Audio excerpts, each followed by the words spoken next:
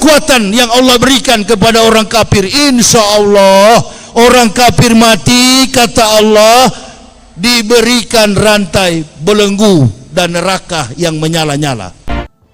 Sebelumnya mari kita saksikan. Kawan saya di Papua, teman saya yang baik di Papua, bernama Dr. Randus Yap Salosa, Gubernur Papua, Pak Kiai. Tapi sekarang beliau sudah kembali ke rahmatullah. Kembali ke mana? Ke neraka, Kiai. Insya Allah. Inna atatnal lil kafirina salasila wa aklalau wa sa'ir. 3 kekuatan yang Allah berikan kepada orang kafir. Insya Allah orang kafir mati, kata Allah, diberikan rantai belenggu dan neraka yang menyala-nyala. Jadi orang kafir itu masuk neraka. Yang masuk Islam adalah orang, yang masuk surga adalah orang Islam. Dari jarak jauh malaikat sudah berteriak, salamun, salamun alaika bima. Untuk mengetahui ini, pastikan Anda tidak beranjak dari channel ini. Saksikan dari awal sampai akhir, from A to Z, ya. Karena apa? Karena ini topik yang sangat-sangat penting, ya, untuk setiap orang ketahui. Kenapa? Mumpung kita masih hidup, ya, mumpung kita masih hidup, pastikan Anda mengenal segala sesuatu, mengetahui, punya pengetahuan tentang segala sesuatu yang berhubungan dengan kematian ini. Karena kalau sudah keburu dipanggil, Anda sudah terlambat, ya. Jangan sampai nanti di sana karena tidak tahu tentang kematian, Anda tidak punya persiapan dengan baik, akhirnya di sana Anda menyesal, ya. Dan kalau hanya menonton video ini setengah-setengah, nanti sampai di sana Anda ingat sharing dari Noverina Solihin, menyesal kenapa Anda tidak selesaikan sampai tuntas untuk menyaksikan video ini. Oke, teman-teman, saya juga berharap Anda mau mendukung channel ini, ya. Jangan lupa Anda like, subscribe, and share, ya. Dan please, iklan-iklan yang hadir di video ini, please jangan di skip, ya, biarkan saja. Karena itu adalah bentuk dukungan yang nyata dari Anda untuk channel ini. Biar saya tetap terus bersemangat dan semakin termotivasi untuk membagikan topik demi topik di channel saya ini. Oke, teman-teman, ya. So, saya tadi mengatakan bahwa topik, ya, tentang kematian ini adalah topik yang bisa dikatakan ngeri-ngeri sedap, ya. Mengapa mengerikan? Ya, mengapa begitu mengerikan pada sebagian orang? Justru sebagian besar orang, ya, di dunia ini menganggap kematian itu sebagai sesuatu yang sangat menakutkan, sangat mengerikan, sehingga mereka setiap hari kalau ulang tahun, ya, pas ulang tahun itu minta didoakan umur panjang, ya kan, umurnya panjang, murah rezeki, ya, dan sebagainya, gitu, ya. Dan itu artinya semua orang tidak mau kalau kematian itu datangnya begitu cepat, ya. Nah, ini fakta, ya. So, saya pun berdoa sih, ya, kematian ini jangan datang begitu cepat, supaya apa? Supaya saya bisa mengisi umur saya ini untuk memuliakan Tuhan, ya, untuk bekerja lebih giat lagi untuk Tuhan, ya.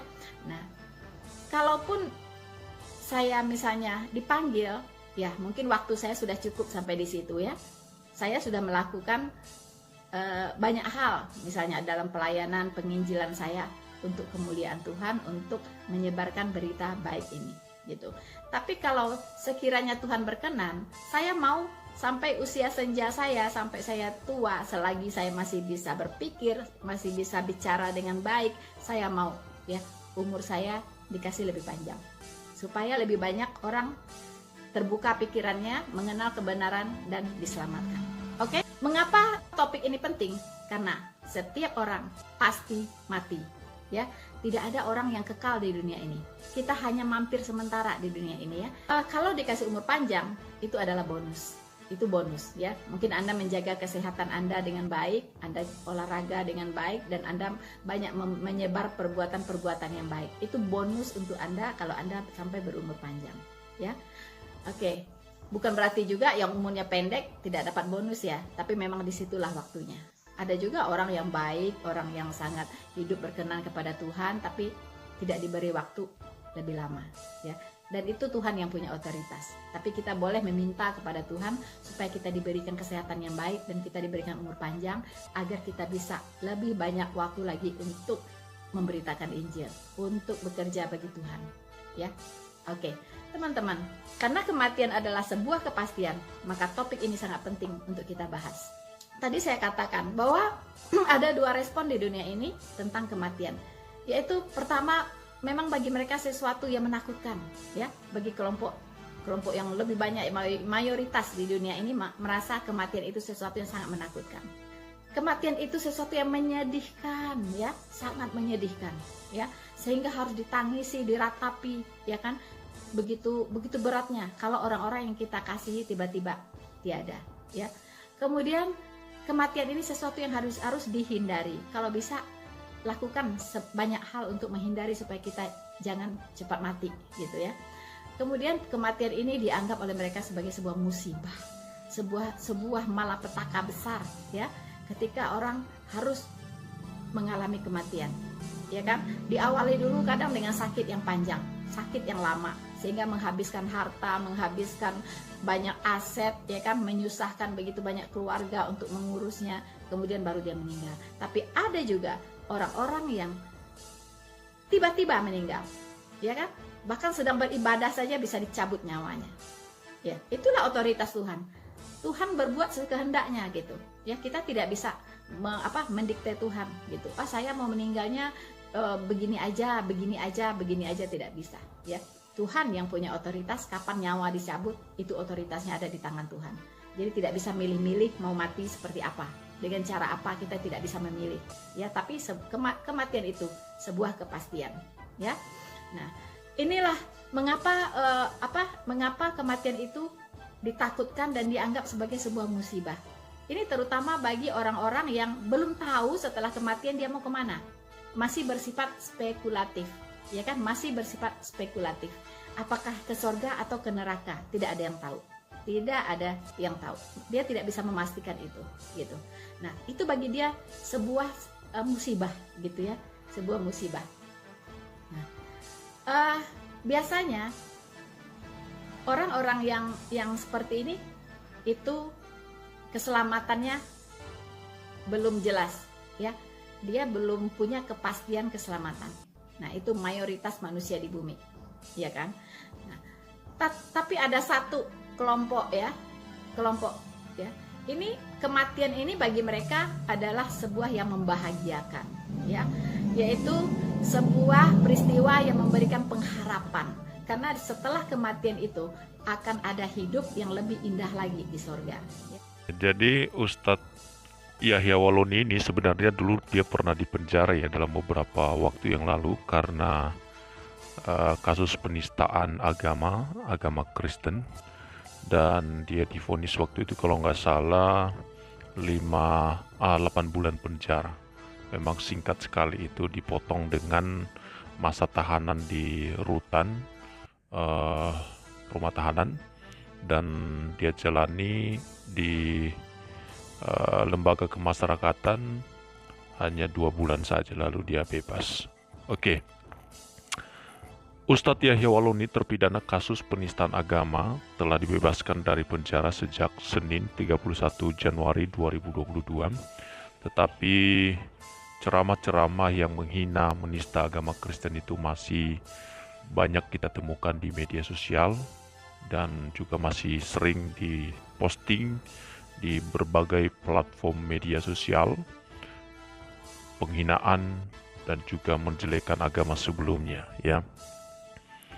Yahya Waloni telah menyelesaikan masa pidananya, yaitu 5 bulan penjara dalam perkara tersebut. Informasi dari penyidik yang bersangkutan selesai masa hukumannya pada tanggal 31 Januari yang lalu. Jadi ini udah 1 tahun yang lalu ya.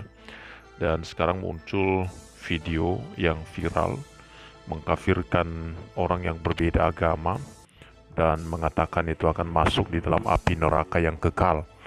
Wah, Yahya Waloni muncul lagi nih.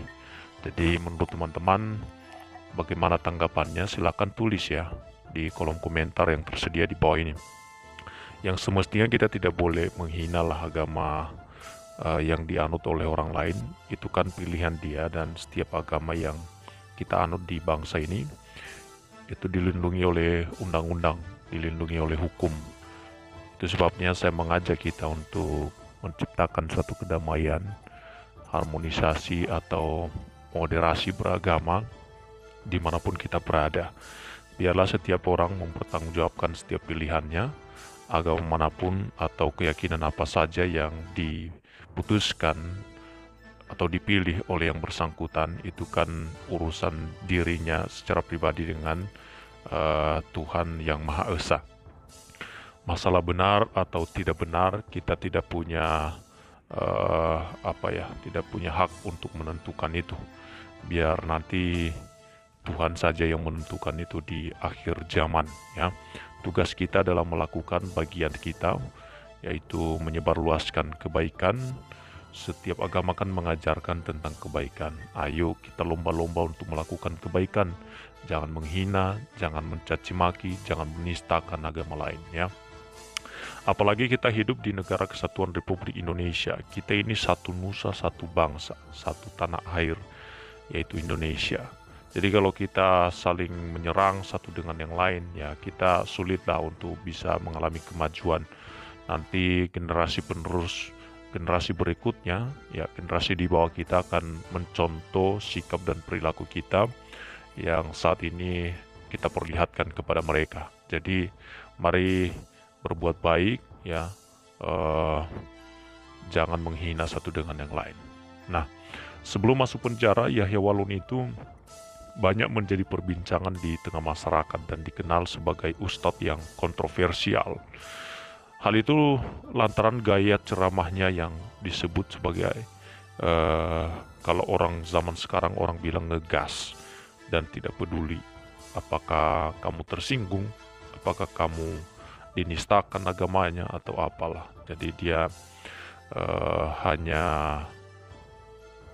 berbicara tentang apa yang ingin dibicarakan dan tidak pernah berpikir untuk apa yang menjadi ketersinggungan ya terhadap orang lain ya.